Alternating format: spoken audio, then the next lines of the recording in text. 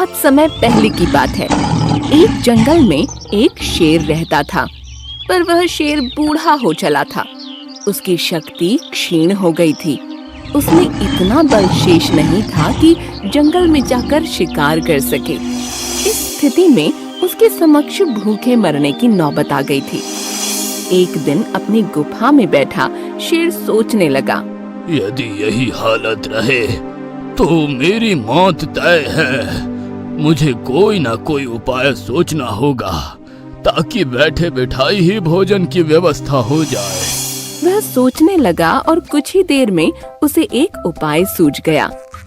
एक कौवे की मदद से उसने पूरे जंगल में अपने बीमार होने की खबर फैला दी। जंगल के राजा शेर के बीमार होने की खबर सुनकर जंगल के जानवर उसका हालचाल पूछने उसके पास पहुंचने लगे।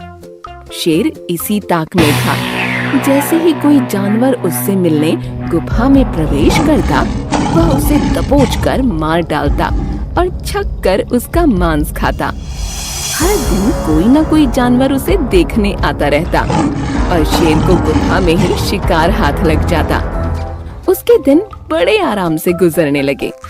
अब उसे भोजन के लिए जंगल में भटकने की आवश्यकता नहीं रह गई थी। बिना मेहनत के उसे अपनी ही गुफा में भरपेट भोजन मिलने लगा था। कुछ ही दिनों में वह अच्छा मोटा हो गया। एक सुबह एक लोमड़ी उसे देखने आई। लोमड़ी चालाक थी। वह गुफा के अंदर नहीं गई, बल्कि गुफा के द्वार पर खड़ी हो गई। वहीं से उसने शेर से पूछा, महाराज, आपकी तबीयत कैसी है? क्या अब आप अच्छा महसूस कर रहे हैं? कौन हो मित्र? अंदर तो आओ। मैं बीमार बूढ़ा शेर बाहर तक तुमसे मिलने नहीं आ सकता। मेरी दृष्टि भी कमजोर है। मैं तुम्हें यहाँ से ठीक से देख भी नहीं सकता।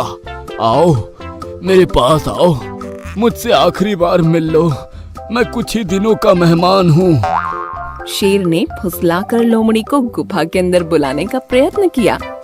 शेर के बोलते समय लोमड़ी बड़े ही ध्यान से गुफा के आसपास का नजारा ले रही थी।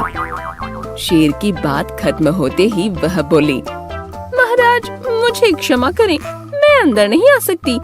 आपकी गुफा में अंदर जाते हुए जानवरों के पैरों के निशान तो है, किंतु बाहर आते हुए नहीं है। इसका अर्थ मैं समझ गई हूँ। सब कुछ जानते हुए भी यदि मैं अंदर आ गई तो उन जानवरों की तरह मैं भी मारी जाऊंगी जिनके पैरों के ये निशान हैं। इसलिए मैं तो जा रही हूँ। लोमड़ी ने जंगल में जाकर बूढ़े शेर की करतूत सभी जानवरों को बता दी। उसके बाद कोई भी जानवर शेर से मिलने नहीं गया।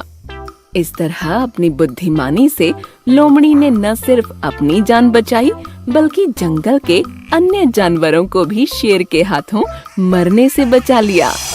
इस कहानी से हमें यह समझ आता है कि हमेशा अपने दिमाग से काम लेना चाहिए।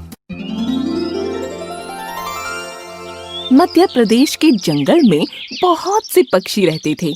उनमें कौवे, कबूतर, तोते, मैना, कोयल और बुलबुल इत्यादि पक्षियों का समावेश था। उन सभी पक्षियों में कौवों की संख्या सबसे ज्यादा थी। सारे पक्षी मिलजुल कर रहते थे। एक दिन एक तोता जिसका नाम सोनू था, वह घोंसले से जैसे ही बाहर निकला, उसके मुंह से चीख निकल पड़ी। ओह, ये सब क्या हो गया? इन्हें किसने मारा? आसपास बहुत सारे कौवे और कबूतरों की लाशें पड़ी थीं। सोनू का अंतर्मन दुख से भर गया।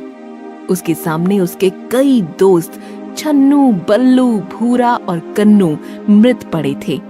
कल तक वह जिनके साथ खेलता था, आज वह सब दुनिया छोड़ गए थे। चारों तरफ मौत का सन्नाटा फैला था। सोनू ने पेड़ के दूसरे घोंसलों पर नजर डाली तो उन्हें खाली देखकर उसका दिल बैठ गया। सबके सब पंछी न जाने कहाँ उड़ गए हैं। आसपास कोई भी नहीं दिख रहा है। सोनू ने दूर मगरू बंदर काका को भागते हुए देखा। वे सबको सावधान करके वहाँ से हटने का इशारा कर रहे थे। चलो, सब लोग भाग चलो। एक बहुत बड़ी महामारी की बीमारी आ गई है। अपनी जान बचानी है तो इस जंगल को छोड़कर दूर चले जाओ। सोनू, चल भाग चल यहाँ से। मंगरू काका की बात सुनकर सोनू उनके साथ साथ ऊपर उड़ने लगा। उसने आज तक ऐसी परिस्थिति का सामना नहीं किया था। जान बचाने के लिए वहाँ से हटने के सिवा दूसरा रास्ता भी नहीं था। मंगरू बंदर नीचे नीचे भाग रही थी और उनके ऊपर सोनू तोता उड़ रहा था। वह उस जंगल से बहुत दूर एक पहाड़ के पास पहुँच चुके थे। पास में एक नदी बह रही थी। मंगरू बंदर ने चारों तरफ देखा और उस जगह को ज्यादा सुरक्षित मानकर वहीं अपने कदम रोक लिए। सोनू भी उड़ता हुआ नीचे उतर आया। काका, ये सही जगह लग रही है। हाँ, इसलिए मैं यहाँ रुक गया हूँ। पास में नदी का पानी भी है, फलों के पेड़ भी है। काका, हमारे बहुत साथी हमेशा के लिए दुनिया छोड़ गए। बड़ा दुख हो रहा है। ये कैसी बीमारी है? बड़ी भयानक बीमारी है बेटा। एक से दूसरे में फैलने पर देरी नहीं लगती। मेरे 2 बंदर साथी भी उसके चपेट में आ गए। मुझे भी अपनी जन्मभूमि प्यारी थी, लेकिन जान बचाना जरूरी है। जान है तो जहान है। अरे सोनू, तुम तो सवेरे उठे और कुछ खाया भी नहीं होगा। हाँ, मुझे भूख तो लगी है, लेकिन वह भयानक दृश्य देखकर मैं सब कुछ भूल गया। काका, बहुत थक गए होंगे। बैठिए ना, मैं सामने के पेड़ से पके हुए अमरूद तोड़कर गिराता हूँ। दोनों जन खाएंगे। सोनू उड़ गया और कुछ ही देर में देखते देखते उसकी चोंच की फुर्ती से कई अमरूद इकट्ठा हो गए। दोनों ने अमरूद खाए और वहीं बैठ गए। दोनों आपस में बातें कर ही रहे थे कि अचानक सोनू की नजर आने वाले एक बाघ के ऊपर पड़ गई। मंगरू काका के पीठ के पीछे से वह आ रहा था, इसलिए उन्होंने उसे नहीं देखा। सोनू ने तुरंत काका को सतर्क किया। मंगरू बंदर झट से पेड़ पर चढ़ गया। सोनू तोता भी उड़कर डाल पर बैठ गया। बाघ उन्हें देखता ही रहा। सोनू और मंगरू ने देखा कि उनकी आंखों के सामने एक कबूतर पेड़ पर से नीचे गिर गया और उसकी गर्दन ऐंठने लगी। बाघ उसे देख ही रहा था, लेकिन उसके पास नहीं आ रहा था। वह धीरे धीरे पीछे जाने लगा। अरे काका, यह बाघ तो एक कबूतर से डर गया, पीछे ही हटा जा रहा है। अरे बांगड़ू, वो कबूतर से नहीं, उसकी बीमारी से डर रहा है। महामारी यहाँ तक भी आ गई है। इसी वजह से कबूतर की जान पर आ गई है। अब हमारा यहाँ रहना खतरे से खाली नहीं है। खजूर से गिरे तो बबूल में अटके। चलो यहाँ से अब भाग चलने में ही भलाई है। मंगरू बंदर और सोनू वहाँ से आगे की ओर रवाना हो गए। वो दोनों नदी के किनारे किनारे बहुत दूर तक चले गए। वहाँ उन्होंने बहुत सारे बगुलों की टोली को देखा। उन्हें देखकर उनके मन में आशा जाग गई। उन्हें लगने लगा कि वह स्थान सचमुच रहने लायक है। यदि खतरा होता तो बगुले भी वहाँ न रहते। वह दोनों वहाँ पर रहने लगे और किसी भी आशंका से निश्चिंत हो गए। कुछ बगुलों ने सोनू से दोस्ती भी की। बगुले भयवश मंगरू बंदर के पास नहीं जाते थे। सोनू भैया, बंदर से हमें बहुत डर लगता है। एक बार एक बंदर ने मेरी गर्दन पकड़ ली थी। बड़ी मुश्किल से जान बचाई। मेरी जान न बचती। मेरे बगुला दोस्त ने ऐन वक्त पर बंदर को एक केला पेश कर दिया और बंदर ने मुझे छोड़ दिया। अरे, हमारे मंगरू काका ऐसे नहीं है। वह किसी पक्षी को नहीं सताते, बल्कि सबकी मदद करते हैं। बड़े नेक स्वभाव के हैं, इसीलिए तो मेरी उनकी बहुत पटती है। सोनू की बगुले के साथ बातचीत चल रही थी। इतने में दूर मंगरू बंदर जमीन पर गिर पड़ा। वह परेशान दिखाई देने लगा। उसकी तबीयत भी खराब हो गई थी। सोनू उड़कर उनके पास पहुंचने ही वाला था कि उन्होंने इशारे से उसे रोक दिया। सोनू, यहाँ से चले जाओ, मेरे पास मत आना। मैं महामारी का शिकार हो गया हूँ। मैं नहीं चाहता कि तुम्हें भी ये बीमारी लगे। तुम अपनी जान बचाकर यहाँ से भाग जाओ। नहीं काका, मैं आपको छोड़कर कैसे चला जाऊँ? देखो सोनू, यहाँ दिल से नहीं दिमाग से सोचना है। मैं जानता हूँ तुम मुझे बहुत प्यार करते हो। जानबूझकर अपनी जान जोखिम में डालना मूर्खता होगी। यहाँ से जल्दी से निकल जाओ बेटे। सोनू की आंखों में आंसू भर आए। वह बगुले के पास पहुँच गया। मेरे काका को बचा लो। क्या ऐसा कोई इलाज है जो मेरे काका की जान बचा सकता है? इस दुनिया में उनके सिवा मेरा कोई भी नहीं है। मेरे साथ जल्दी चलो, अब समय बहुत कम है। बगुला सोनू को लेकर उड़ चला। उड़ते उड़ते वे दोनों एक पहाड़ के पास पहुंच गए। बगुला भाई, यहाँ भी तो महामारी फैली हुई है। हाँ मैं जानता हूँ, लेकिन दवा भी यही है, चलो मेरे साथ।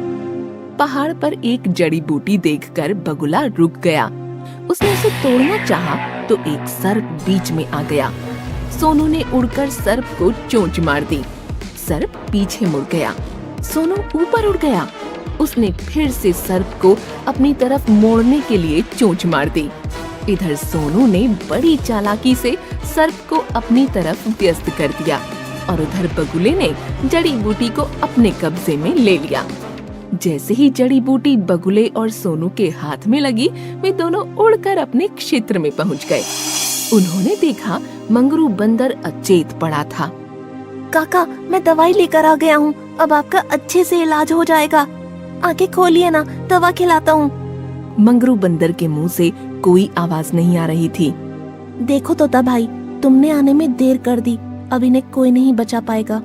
नहीं नहीं, ऐसा मत कहो, मेरे काका को कुछ नहीं होगा, अभी मैं दवा इनके मुंह में डाल रहा हूँ। सोनू ने दवा मंगरू बंदर के मुंह में डाल दी और पास में बैठ गया। तोता भाई, इस दवा का सेवन आप भी कर लो, कोई खतरा नहीं होना चाहिए। हम सभी रोज इसका सेवन करते हैं, इसीलिए मजे से घूमते रहते हैं। सोनू ने भी वह दवा खा ली और काका के चेहरे की तरफ आशा भरी नजरों से देखने लगा। मंगरू काका को होश नहीं आ रहा था और सोनू का दिल बैठा जा रहा था। उसकी आंखों से लगातार आंसू गिर रहे थे। हे भगवान, मेरे काका को बचा लो, आपका मुझ पर बहुत बड़ा उपकार होगा। मेरे काका ने कभी किसी का कुछ नहीं बिगाड़ा है, उनकी जिंदगी मुझे मेरी जिंदगी से भी ज्यादा प्यारी है। आज उन्हीं की वजह से मैं भी जिंदा हूँ। सोनू ने अचानक देखा तो खुशी से उछल पड़ा। मंगरू बंदर ने आंखें खोल दी और सबसे पहले उन्होंने सोनू को देखा। अरे सोनू, तू यहाँ क्यों बैठा है? काका, अब हमेशा आपके पास ही बैठूंगा। अब ना मुझे कुछ होगा ना आपको कुछ होगा। आपने भी दवाई खाई है और मैंने भी, इन सभी ने दवाई खाई है, इसीलिए तो महामारी की बीमारी हम सब ने भगाई है। मंगरू काका को सारी बात की जानकारी मिली और उनके चेहरे पर खुशी छा गई और